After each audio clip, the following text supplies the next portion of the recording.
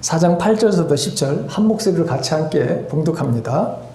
하루는 엘리사가 수넴에 이르렀더니 거기에 한 귀한 여인이 그를 간관하여 음식을 먹게 하였으므로 엘리사가 그곳을 지날 때마다 음식을 먹으러 그리로 들어갔더라. 여인이 그의 남편에게 이르되 항상 우리를 지나가는 이 사람은 하나님의 거룩한 사람인 줄을 내가 아노니 청하건대 우리가 그를 위하여 작은 방을 담위에 만들고 침상과 책상과 의자와 촛대를 두사이다. 그가 우리에게 이르면 거기에 머물리이다 하였더라. 한 군데 더 봅니다. 열왕기하 8장 1절서부터 6절 말씀입니다. 역시 한 목소리로 함께 같이 봉독합니다. 엘리사가 이전에 아들을 다시 살려준 여인에게 이르되 너는 일어나서 내 가족과 함께 거주할 만한 곳으로 가서 거주하라. 여호와께서 기근을 부르셨으니 그대로 이 땅에 7년 동안 임하리라 하니 여인이 일어나서 하나님의 사람의 말대로 행하여 그의 가족과 함께 가서 블레셋 사람들의 땅에 7년을 우거하다가 7년이 다함에 여인이 블레셋 사람들의 땅에 돌아와 자기 집과 전투를 위하여 호소하려 하여 왕에게 나갔더라. 그때 왕이 하나님의 사람의 사환 게하시와 서로 말하며 이르되 너는 엘리사가 행한 모든 큰 일을 내게 설명하라 하니 게하시가 곧 엘리사가 죽은 자를 다시 살리신 일을 왕에게 이야기할 때에 그 다시 살신 아이의 어머니가 자기 집과 전투를 위하여 왕에게 호소하는지라. 게하시가 이르되 내 주 왕이여 이는 그 여인이요 저는 그의 아들이니 곧 엘리사가 다시 살린 자니이다 하니라. 왕이 그 여인에게 물으매 여인이 설명한지라. 왕이 그를 위하여 한 관리를 임명하여 이르되 이 여인에게 속한 모든 것과 이 땅에서 떠날 때부터 이제까지 그 밭의 수출을 다 돌려주라 하였더라. 아멘. 열왕기하 4장에 보게 되면 다른 4가지 이야기가 나옵니다. 엘리사와 과부, 그 남편이 죽어서 빚을 아마 많이 졌던 것 같아요. 그런데 그 자녀가 종살이를 해야 되는 그 딱한 사정에 놓여 있었던 엘리사를 통해서 하나님께서 그 가정을 살리는 이야기가 1절에서부터 7절에 나오죠. 그 다음에 오늘 우리가 읽는 이 수넴 여인, 이 여인 이야기. 그 다음에 3번째는 선지자 학교에 오늘날 말하면 신학교 학생들이 기근이 들어가지고 거기도 먹을 것이 없어요. 그래서 솥에다가 많이 먹을 수 있는 방법은 물을 많이 집어넣고 죽을 끓이는 거잖아요. 자, 그런데 거기 넣은 그 재료가 사람이 먹기에 적합하지가 않았던 것 같아요. 먹는 순간, 떠서 그걸 먹는 순간에 이 독이 들어있다고 하는 것을 알게 된 거죠. 아마 그 집어넣은 재료에서 독이 나왔던 것 같아요. 그래서 그 독을 제거해서 맛있게 먹었다. 그 이야기가 나오고 마지막에 보게 되면 어떤 사람이 농사를 졌는데 감사해서 엘리사에게 보리떡 20덩이를 가지고 온 거예요. 그런데 그 20덩이는 100여 명의 이상 사람들이 먹기에 너무 턱없이 부족해. 그런데 엘리사가 아니다. 이 떡을 나눠줘라. 그래서 그 떡을 나눠서 먹는 가운데 100명이 여러분 충분히 먹고도 남는 그런 이야기가 요 4장에 나와 있습니다. 근데 네 부분의 이 공통된 점이 뭐냐? 문제가 발생했고 그 문제 해결이라고 하는 그 구조를 이루고 있는 것이죠. 엘리사를 통해서 기적적으로 문제가 해결되는 것과 하나님은 숨어 계시나 이 엘리사를 통해서 일하시는 그 하나님을 우리가 보게 됩니다. 그리고 이제 그 오늘 8장에 있는 말씀은 그 이후에 이 수냄 여인을 통해 하나님께서 그의 삶 속에서 또 어떻게 그를 돕는지에 대한 그 이야기가 이어져 있는 것인데, 가운데 있다가 이 8장에 가서 또 이야기가 연결되는 것을 보게 됩니다. 근데 4장 8절에 있는 말씀을 보게 되면 수냄이라고 하는 동네는 이사갈 지파의 도시였어요. 이스라엘 계곡 지역의 보라산 기슭에 있는 술렘 부근에 있는 오래된 바로 도시입니다. 이 수냄의 성경에서 나오는 그 이야기가 어디 나오냐면 열왕기상 1장 3절에 보게 되면 다윗의 후궁이었던 아비삭이라고 하는 여인, 그 여인의 출생지가 고향이 어디냐? 바로 수냄이라고 하는 지역이기도 합니다. 거기에 귀한 여인, 재산이 많거나 신분이 높은 여인을 말하는데, 여기 위대한 바로 여인, 그 여인이 여기에 살고 있었다고 하는 것입니다. 네, 9절에 보게 되면 항상 우리에게로 지나가는, 그러니까 엘리사가 이 이스라엘 계곡과 갈멜산 부근을 자주 왕래를 했던 것 같아요.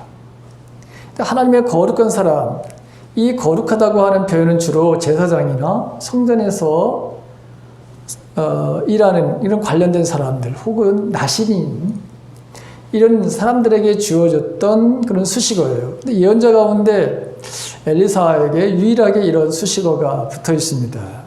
엘리사에게 최고의 칭호의 선물을 한 여인이 바로 오늘 여기 나오는 이 수냄 여인이라고 하는 사람입니다.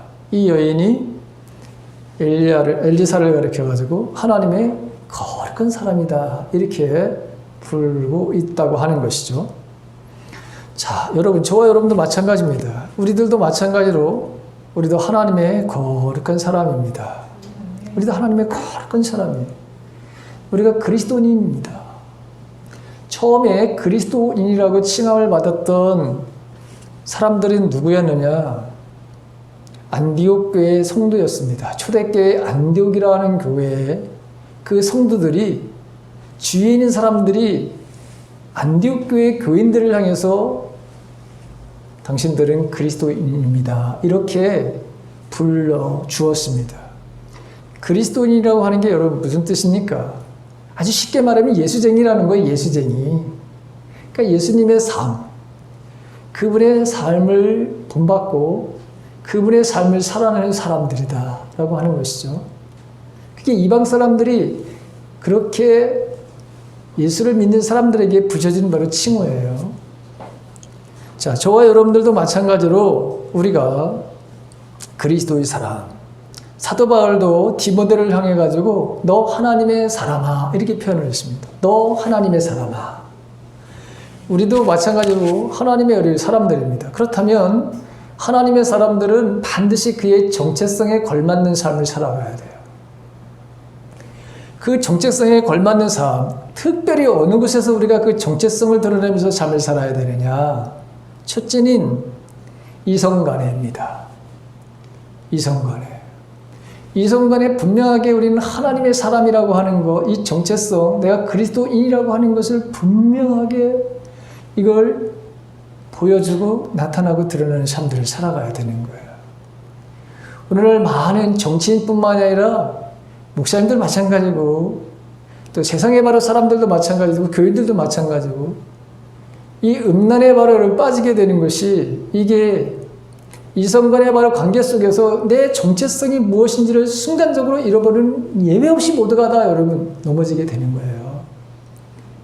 그 다음에 우리가 물질 앞에서 우리의 정체성이 분명해야 돼요. 돈이라고 하는 거, 돈 앞에서 우리는 우리의 정체성을 반드시 드러내면서 인생을 살아야 되는 것이고, 그 다음에 명예입니다. 명예. 사람들이 나이를 먹고 경제적인 여유가 생기고 그러면 관심을 갖게 되는 게 뭐냐? 명예라고 하는 거예요. 권세를 한번 쥐고 싶어 하는 거예요. 근데 이 명예, 이 권세를 잡기 위해서 수단과 방법을 가리지 않은 사람들이 얼마나 많은지 모릅니다.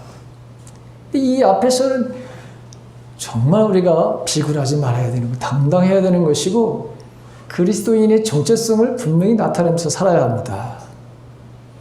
그 다음에 하나님의 공의 앞에입니다.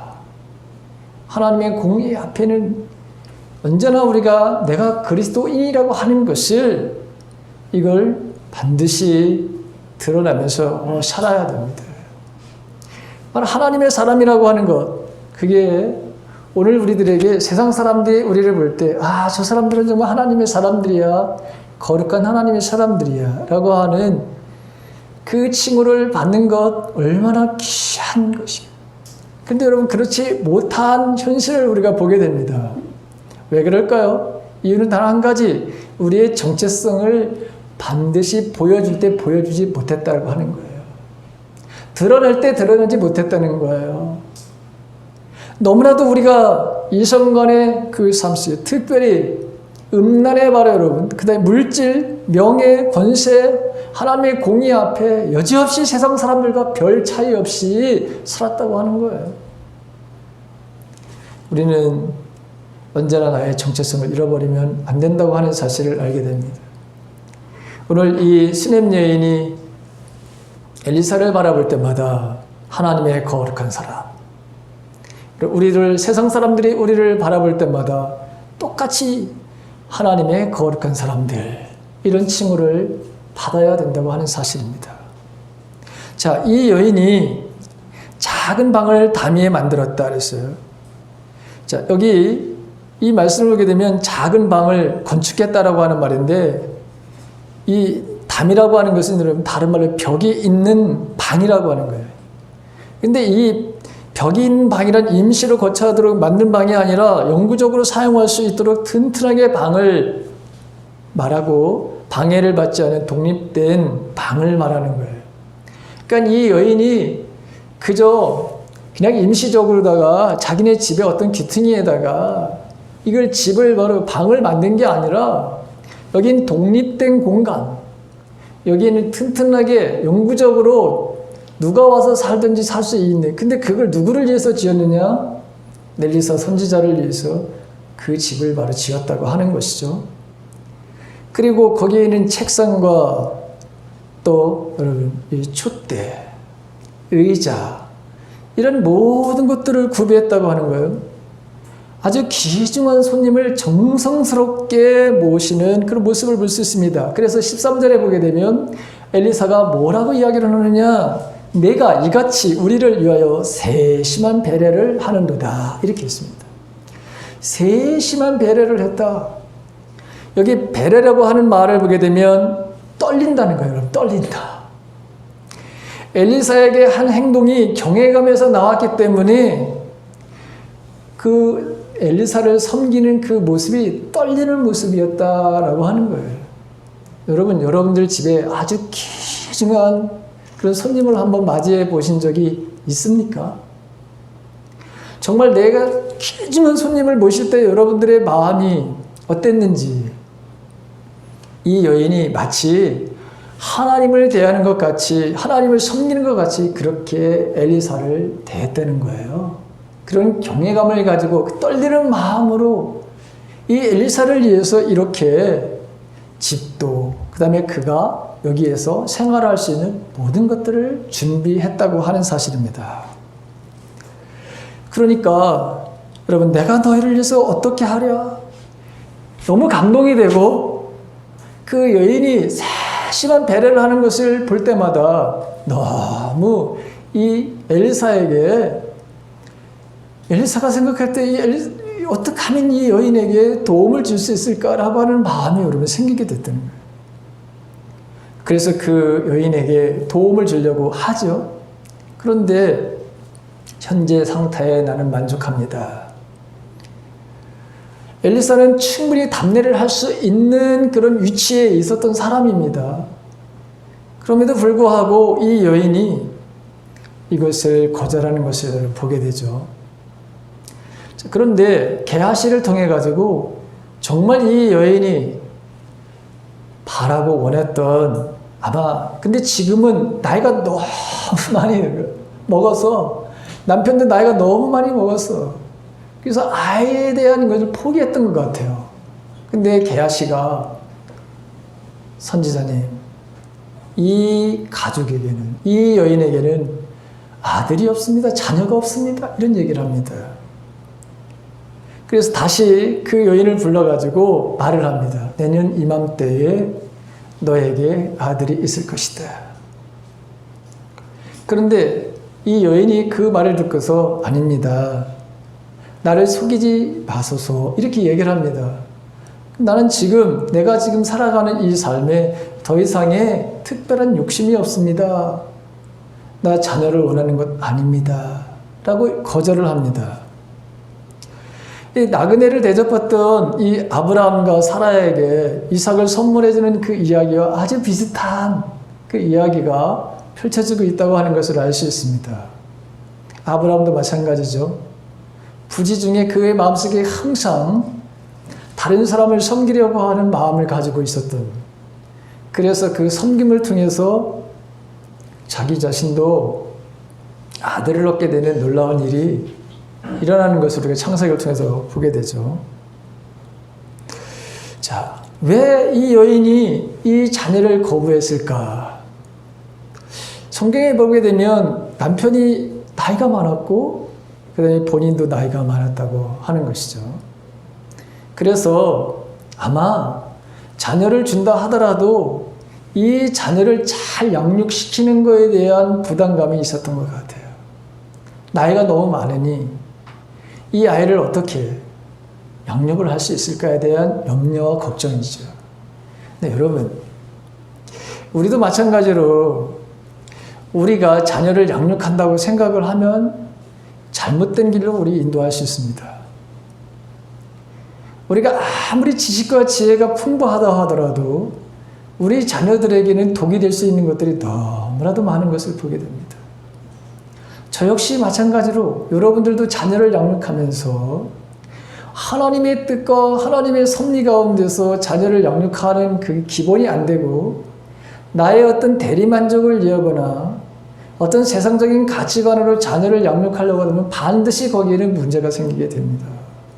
이 여인도 아마 내가 나이가 많아, 남편도 나이가 많고, 그래서 자신에게 이 주어진 이 아이를 잘 양육할 수가 없다고 하는 생각이 들었는지 아이에 대한 이 바람이 없었던 것을 보게 됩니다.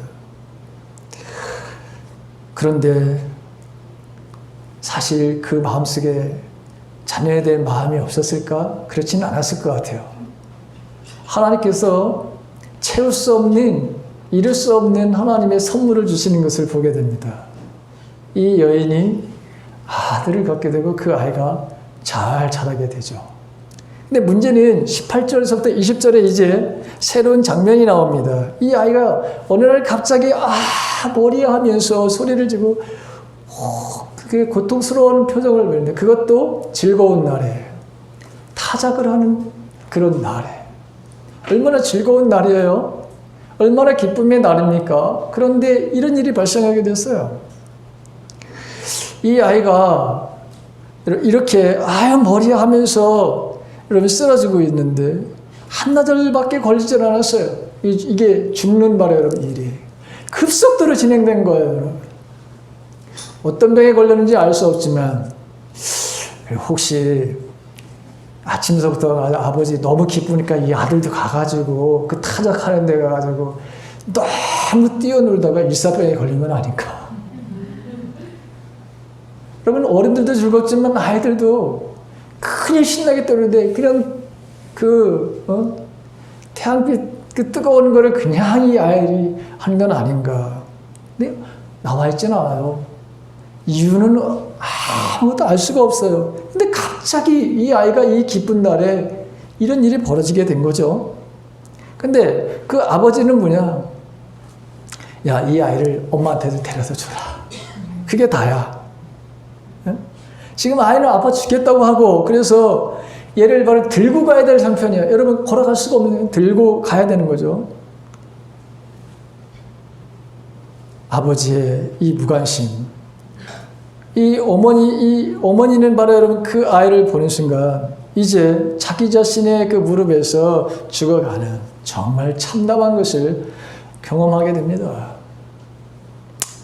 언젠가 제가 여러분들에게 말씀드린 것 같은데 저도 어떤 아이가 제 이 무릎에서 초등학교 5학년짜리 아이가 죽어가는 것을 여러분 저는 경험했습니다.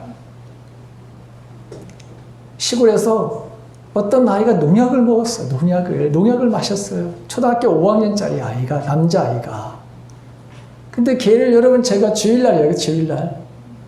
여러분 걔를 바로 여러분 안고서 그 병원으로 가는 그 과정 속에서 정말 이게 도대체 뭔가 아주 정말 참담한 그런 것을 경험한 적이 있어요. 그러면서 만약에 이 아이가 이 어머니의 무릎에서 이 죽는 것을 만약에 이게 본다면 이 어머니는 어떨까? 아마 기절을 할 것 같아요. 내 마음도 이렇게 참담하고 이렇게 지금 아픈데 여러분 자기 무릎에서 아이가 죽어가는 것을 경험한다? 이걸 겪는 고통은 이루 말할 수 없었던 것 같아요. 그런데 이 여인이 21절에서부터 24절에 있는 말씀을 보게 되면 하나도 그에 대해서 이 죽어가는 것에 대해서 어떤 원망이나 어떤 울음이나 이런 것을 여러분 표현하지를 않아요. 그냥 신속하게 행동을 하는 것만 보여줘요. 황급히 엘리사 그 선지자에게 가야 되겠다는 것이죠. 아이의 시체에 연연하지도 않고 남편의 바로 질문에도 아주 간단하게 대답을 하고 나귀를 하나 빨리 달라. 그 다음에 일꾼 중에 하나를 나에게 붙여달라. 그리고 일꾼에게는 아무 말도 하지 말고 내가 지시하는 데까지 가자. 이런 말입니다. 신앙은 안달복달 해서 되는 게 아니죠. 그렇죠. 불평과 불만에 바로 한다고 해서 문제가 해결되는 게 아니죠. 이런 상황에서 하나님의 뜻을 묻는 것. 이 여인이 바로 이렇게 지금 자기에게 닥친 이 문제를 하나님의 사람에게 가서 여러분 물어봐야 되겠다고 하는 거예요. 도대체 이게 지금 어떤 일인가? 너무 큰 일이 일어나고 있는 거 아니에요? 그럼에도 불구하고 이 여인이 하는 행동을 보게 되면 굉장히 침착해. 그 다음에 굉장히 적극적이에요. 아무 말 없이 여러분 정말 이게 어디에서 이런 문제, 왜 문제가 이런 생겼는가에 대한 이것을 바로 찾아보려고 나름의 애를 쓰는 것을 보게 됩니다. 남편은 뭐라고 얘기를 했냐? 아니 초하루도 아니고 안식일도 아닌데 왜 가느냐는 거죠. 그런데 이 여인은 철저하게 이 삶을 보게 되면 그가 믿음의 바로 삶을 살았다고 하는 것을 알 수 있습니다. 생명같이 지키는 그런 삶을 살았어요. 초하루라고 하는 것은 여러분 첫 달에 우리가 월삭 예배를 드리는 것 같이, 그 다음에 안식은 올라 우리가 주일을 지키는 것 같이 생명을 여러분 다해서 이것을 지켰던 사람인 것을 보게 돼요. 자, 엘리사가 먼저 여인을 발견하죠. 그래서 자기 종이었던 게하시를 안부를 묻게 했는데 아무 말도 안 해. 아무 말도 안 하고 여러분이 갑자기 오더니 엘리사의 발을 그냥 꽉 끌어안는 거예요. 보고서 너무 어이없다 보니까 게하시가 이걸 말리려고 하는데 엘리사가 말리지 말아라. 이렇게 얘기를 하죠. 왜? 하나님께서 내게 숨기시고 이르지 아니하셨도다. 여러분 선지자, 예언자라고 하는 게 뭡니까? 특별히 선견자라고 하는 것, 선지자라고 하는 것은 앞을 바로 내다본다는 뜻이거든요. 미리 볼 수 있다고 하는 것이거든요. 그런데 엘리사 자신이 예언자로서 하나님이 알려주시지 않으니까 아무것도 몰라. 그렇죠? 미리 보지 못했어.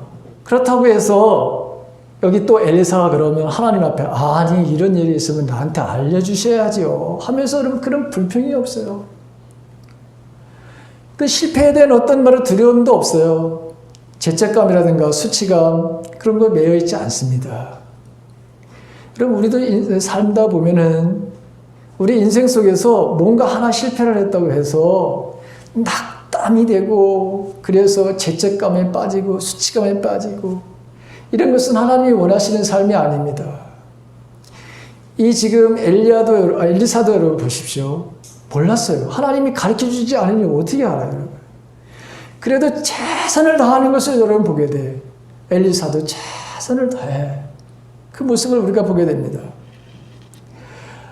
그런데 이 여인을 보십시오. 여호와의 살아계심과 당신의 목숨에 살아계심을 두고 내가 맹세합니다. 저는 당신을 떠나지 아니할 것입니다.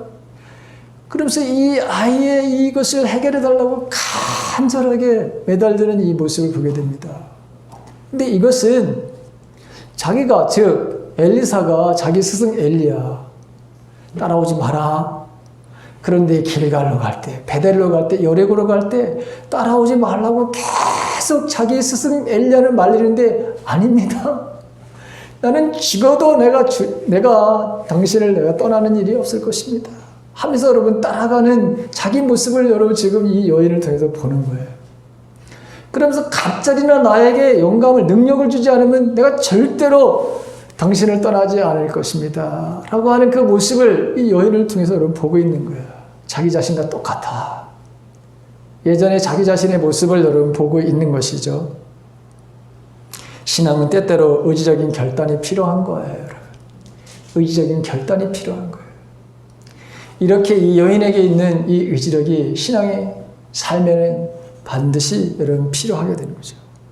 어떻게 보게 되면 오늘 이 모습을 보게 되면 이 여인이 모든 주도권을 바로 쥐고 예언자들을 데리고 가는 그런 모습을 보입니다. 굉장히 이 엘리사는 수동적으로 따라가는 그 모습을 여러분 보게 되죠.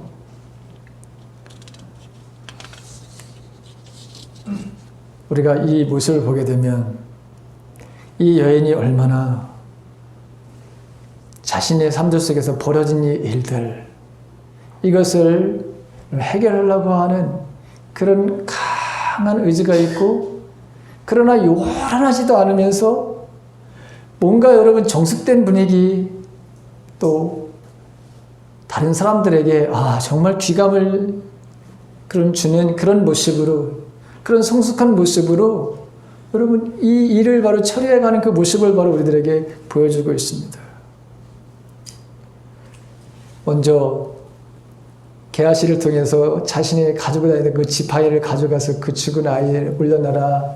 반응이 없습니다. 아무런 말로 여러분 기적의 역사가 일어나지 않습니다. 이 엘리야를 여러분 갈 수밖에 없는 상황이 벌어지게 된 거예요. 그래서 33절서부터 보게 되면 이제 엘리사가 간절하게 기도하는 모습을 보게 됩니다. 엘리사도 보죠? 하나님께 의지하며 모범을 바로 여러분 보여주는 그 모습을 보게 됩니다. 이 여인도 간절함이 있고 마찬가지로 엘리사에게도 아주 간절함이 있는 것을 보게 됩니다. 그 아이 위에 올라가죠. 이것은 스승이 보여줬던 그 모습이기도 합니다. 열왕기상 17장 17절에서부터 24절에 보게 되면 사르밧이라고 하는 과부의 아들이 죽습니다. 거기에는. 근데 그 아이를 살리는 모습, 지금 엘리사가 하는 이 모습하고 거의 여러분 비슷합니다. 스승이 보여줬으니까 아마 그렇게 했는지도 모르죠. 근데 간절하게 기도합니다. 왜 그렇죠? 하나님께 의지하는, 하나님의 능력이 아니고서는 안 되는 바로 그 현실을 엘리사도 여러분 보고 있는 거예요. 내 능력이 아닌 것을 누구보다도 잘하는 것이 엘리사죠. 그러니 하나님 앞에 그가 더욱더 간절한 마음으로 기도할 수밖에 없는 상황입니다. 거기 보게 되면 문을 닫았다 그랬어요. 문을 닫고 다른 사람들이 접근하지 못하도록 그 시체 앞에서 이렇게 기도했다고 이렇게 말하고 있습니다. 왜 문을 닫았을까? 당연히 기도에 바로 집중하기 위해서 그런 것이죠. 가장 중요한 거 아닙니까? 지금 가장 중요한 것을 이 엘리사가 보여주고 있습니다. 우리 인생에서, 우리 신앙생활을 하면서 무엇이 정말 중요한지를 알게 하시는 것이죠. 어떤 사건과 어떤 일 앞에 그것이 발생했을 때 우리가 해야 될 것은 세상의 문을 닫는 것입니다. 그리고 오직 주님을 향해서, 하나님을 향해서 여러분 바라보는 거예요. 지난주에 제가 다윗의 이야기는 했지만 오늘도 여러분 찬양을 또 했는데, 내 영혼이 확정되고 확정됐다는 게 뭡니까? 난 정했다는 거잖아요. 내가 결심하고 난 정했다. 이런 상황 속에서 하나님을 바라보겠다. 지금 아들람 동굴에 있습니다. 쫓기는 인생이잖아요. 근데 여러분 뭐죠? 나는 세상의 그 모든 것들을 내가 닫고서 나는 하나님을 바라보겠다는 그 얘기예요. 오늘도 마찬가지입니다. 문을 닫습니다. 그리고 그 앞에서 무릎을 꿇고 하나님 앞에 여러분 기도를 하는 것이죠. 하나님께서 역사하셔서 이 아들을 회복시켜 주시는, 살려주시는 것을 여러분 보게 됩니다. 이 죽은 아이를 살리는 기적이 어떻게 해서 일어날 수 있었는가? 여러분 오늘 우리의 현실을 한번 보면 경제 문제 중요하죠? 그렇죠. 경제 문제가 중요하다고 해서 여러분이 지금 코로나 바이러스가 이렇게 만연하는 가운데서도 일하자는 것이잖아요. 그래 미국이 지금 여러분 다른 나라도 마찬가지고 경제가 제일 중요한 거지 무슨 사람의 생명이 중요해. 그런 논리잖아요, 여러분. 또 마찬가지 인권 여러분 중요하죠. 근데 정말 중요한 게 뭡니까? 사람의 생명이잖아요. 그렇죠. 이건 중요한 게 어디 있어요? 이 세상에서 모든 것을 앗아가는 것이 여러분 죽음인데 이 세상에서. 근데 엘리사가 죽은 아이를 살립니다. 그런데 이 이야기를 가만히 이렇게 우리가 들여다보고 이 이야기를 묵상하면 할수록 분명히 엘리사도 하나님의 능력을 행하는 그리고 특별히 이 여인에 대한 이야기를 조금 더 여러분 뭐죠? 부각시킨다고 하는 것을 우리가 알 수 있어요.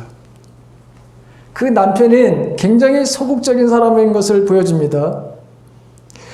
왜냐하면 처음에 볼 때도 이 집을 장만하는 것도 이 여인이 먼저 제안을 남편에게 합니다. 그리고 아이가 병들어 지금 아파가지고 여러분 쓰러져 있는데도 그 아버지는 그냥 어머니한테 갖다 줘라. 이게 나옵니다. 그리고 우리가 8장에 가게 되면 기근이 있어서 7년 동안 블레셋 땅에 살다가 왔습니다. 그런데 왕을 만나러 가는 그 자기의 지금 전토 그것을 찾는 그 일도 남편이 가지 않습니다. 누가 갑니까? 이 수넴 여인이 왕을 만나러 갑니다. 그런데 그 당시에는 여자가 왕을 만난다? 이게 통하지 않는 바라는 시대거든요. 그럼에도 불구하고 이 여인이 지금 이 일에 앞장서고 있는 것을 보게 됩니다. 이 여인은 어떤 사람일까? 성경의 여러 가지로 우리가 이 여인의 성격도 조금 우리가 알 수 있습니다. 자원에서 대접하는 여인이었습니다.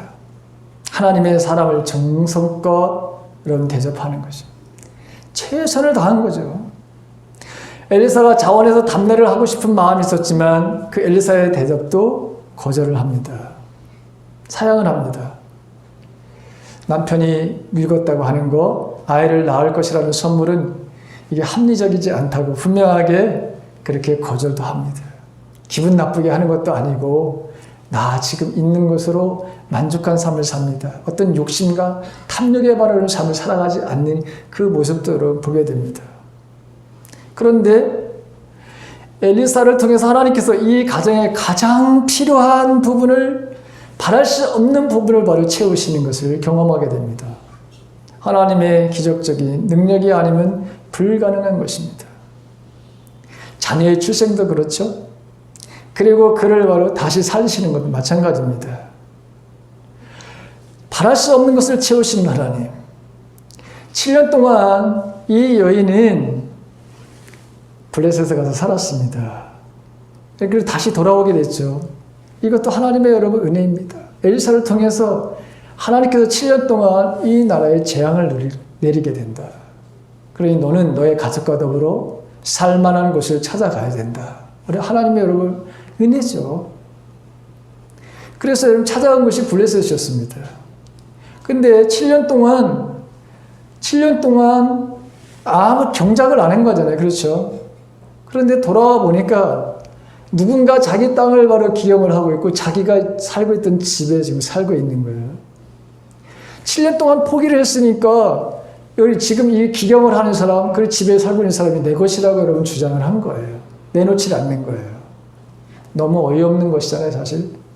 우리가 볼 때는 여러분 정말 이거 기가 막힌 일이 아닙니까? 그런데 보십시오. 만약에 7년 동안 누군가가 이 집을 여기 살지 않았다면 집이 어떻게 됐을까요? 생각해 보세요. 만약에 7년 동안 이 밭에 아마 논농사는 아니었을 거예요. 이 밭에 농사를 짓지 않았다면 어떤 일이 벌어졌을까? 어마어마하게 여러분 다 망가졌을 거예요. 제가 시골에 살아봐서 알아요. 집을 비워놓는 순간부터 집은 망가지게 되어 있습니다. 참 이상하죠? 집을 비워놓으면 말이죠. 집이 쓰러지게 되어 있습니다. 참 신기해요. 그런데 사람이 살면 절대로 쓰러지지 않습니다. 집은. 이 밭 말이죠. 1년도 아니고 7년이야. 7년 동안 기경을 안 했다? 그러면 만약에 이건 다 망가진 거야. 농사를 지을 수 없는 땅이 됐어요. 땅이 되었을 거예요. 그런데 놀랍게 이 일을 누군가는 바로 여러분 지금 하고 있었다고 하는 사실이죠. 근데 하나님께서 그 임금, 이 왕의 마음을 바로 여러분 변화시켜. 그래서 어떤 일이 벌어집니까? 아예 이 농토에서 소출한 7년 동안이나 소출되었던 것을 계산해서 이 여인에게 이 모든 것을 다 보상해줘라. 어떤 이런 일이 일어났을까? 어떻게 말해 여러분 이런 일이 일어날 수 있는 거예요? 우리의 생각에는 너무 억울해요. 돌아보니까 내 땅이고 내 집이었는데 누군가가 살고 있어. 그런데 여러분 그것이 이 여인에게 있어서는 이 가족에게 있어서는 아주 여러분 필요했던 여러분 부분이에요. 만약에 이것을 다시 밭을 제대로 만든다면 얼마나 경제적인 비용이 많이 들어갔겠으며 농사를 여러분 다음서부터 지을 수 있었을까요? 못 져요. 지을 수가 없는 상황이에요. 근데 이런 일을 벌였어요. 자, 이 여인 여러분 이 모든 일을 볼 때마다 하나님께서 행하시는 일들이 너무나도 놀랍다고 하는 것을 여러분 우리가 보게 됩니다. 이 간절함, 생명에 대한 이 간절함, 그리고 모든 면에 적극적으로 하는 이 여인을 통해서 자기도 살 뿐만 아니라 또 엘리사, 그 엘리사에게도 도전을 주는 거예요. 아, 내 옛날의 그 모습. 내가 바로 가졌던 그 옛날의 그 열정적인 모습. 그래서 둘 다 모든 이 두 사람이 모두가 세상 말로 윈윈을 하는 거야. 서로에게 큰 도전을 바로 여러분 주는 거예요. 이게 바로 여러분 신앙의 삶 속에서 저와 여러분들 마찬가지예요. 나만 이기는 삶을 살면 안 돼요. 우리는 나만 이기는 삶을 살게 되면 안 돼요. 다른 사람들에게 유익을 주고 다른 사람들이 더 자신의 어떤 삶 속에서 게으르거나 나태하거나 뭔가 하나님의 사람으로서 일을 하지 않는 것을 여러분 나를 통해서 다른 사람들에게 하나님의 사람인 것을 인식시켜주고 원래 우리에게 주어진 일들을 할 수 있도록 나를 통해서 역사하는 그런 사람들이 돼요. 그 역할을 바로 하는 게 누구냐? 바로 이 수냄 여인이라고 하는 거예요. 그러니까 엘리사에게도 굉장히 큰 바로 도전을 준 거예요. 도움을 주는 거야. 아, 내 본연의 일을 해야 된다고 하는. 그리고 이 여인이 나에게 이것을 다시금 내가 예전에 가졌던 그 마음, 그 열정의 마음을 회복시켜주는 이런 역할을 이 여인이 바로 하게 된 것이죠. 하나님은 우리들에게 꾸준하게 뭔가 한다고 하는 거 정말 그것을 귀하게 여기시는 것 같아요. 이 여인은 한결같았던 거예요. 근데 여러분 신앙이 한결같은 거 이것을 유지한다는 것은 여러분 쉽지 않아요. 저와 여러분들이 조그마한 어려움 속에서도 흔들리지 아니하고 늘 일관된 하나님을 향한 하나님의 주권을 인정하고 하나님의 일하심을 믿고 그 믿음대로 산다고 하는 것이 여러분 쉽지가 않아요. 오늘날 여러분 코로나 바이러스 이 문제예요. 그리고 사람들이 신앙생활을 제대로 하지 않은 사람들이 의외로 여러분 많습니다. 핑계가 좋아요. 국가에서 하지 말라고. 사회적인 거리를 바로 두라고 했기 때문에 나는 내가 예배를 드리는 것을 당분간 내려놓겠습니다. 다른 사람들을 위해서 내가 쉬겠습니다. 가만히 보십시오. 그건 하나의 여러분 뭐죠? 핑계지. 진짜 내가 하나님을 사랑하고 경외하는 마음들이 여러분 있다면 우리는 얼마든지 사회적인 거리를 두면서도 하나님 앞에 예배하는 삶에 최선을 다할 겁니다. 근데 그렇지 않은 사람들이 너무 많습니다. 너무 많습니다. 우리 주위에 너무너무 많습니다. 우리 교회를 우리 교회도 마찬가지지만 모든 나라의 땅에는 교회들 똑같습니다, 지금. 근데 이 여인을 보십시오. 이 여인은 언제나 한결같습니다. 때로는 숨어 계시는 그런 하나님 같지만 답답하고 가슴을 안고 여러분 정말 보이지 않는 그런 하나님에 대해서 여러분 7년 동안이나 이 여인 정말 힘든 삶을 살았을 것입니다. 그리고 자녀가 바로 죽는 여러분 이 고통, 이 아픔 그것을 경험한 사람 우리는 여러분 그런 경험이 있는지 모르지만 그것을 경험한 사람들 정말 바로 여러분 이게 평생에 바로 자녀가 만약에 죽었다면 그 평생에 가져가야 될 문제 아니에요? 자, 오늘 우리들에게 이 여인은 숨어서 계시는 일하시는 하나님, 그 하나님을 바라볼 것을 우리들에게 다시 한번 도전을 줍니다. 우리도 인생을 살다 보면 이런 정말 어려운 말을 여러분 시절, 이런 고난의 바로 삶이 우리들에게 주어지게 되는데 그럼에도 불구하고 이 여인은 숨어서 일하시는 하나님을 그가 붙들고 있다고 하는 사실입니다. 주님은 우리들에게 말씀하십니다. 내가 너를 버리지 않고 내가 항상 너희와 함께 하겠다. 이 임마누엘, 이 주님의 약속을 바로 우리는 봅니다. 무엇보다도 생명을 살리는 데 우리가 함께 헌신하고 협력함으로 하나님의 나라를 확대하는 삶을 살아가는 것, 현재도 하나님의 역사는 멈춤이 없고 그것을 이루기를 간절히 하나님은 바라시는 거죠. 제가 수요일 날 아브라함, 이삭, 야곱, 요셉, 사르밧 과부, 막달라 마리아, 사도 바울, 루디아, 빌립보 교회에 대한 이야기를 좀 했습니다. 이들이 바로 여러분 한결같은 공통점이 뭐냐, 특징이 무엇이냐, 제가 이런 질문을 드린 적이 있습니다. 이 사람들은 이 교회들을 한결같이 줌으로, 나눔으로, 헌신으로, 희생으로 채울 수 없는 중에 하나님의 풍성한 체험을 받은 사람들이고 교회였다고 하는 것이죠. 우리가 지금 힘들고 어렵다고 하는 시대에 여러분 살고 있습니다. 근데 믿음은 고난 가운데 빛이 나고 증명되는 것입니다. 주님은 이 세대를 무엇으로 비유할까 하시면서 아이들의 놀이를 가지고 말씀하신 적이 있습니다. 아이들이 애곡을 해도 우는 자가 없고 같이 피리를 불어도 춤추는 자가 없다. 함께 기뻐하지 않는다는 것이죠. 우리 세대가 지금 이런 바로 시대라고 하는 것이죠. 정말 우리 주위에는 울고 있는 사람들이 참으로 많은 시대에 살고 있습니다. 우리 자신도 울고 싶어한 그런 상황에 바로 놓여지는 상황, 그런 삶으로 전락할 수도 있습니다. 그런데 운다가 이게 다 해결되는 건 아니에요. 또 우는 사람들을 바로 외면해서도 안 된다고 하는 사실을 우리가 알게 됩니다.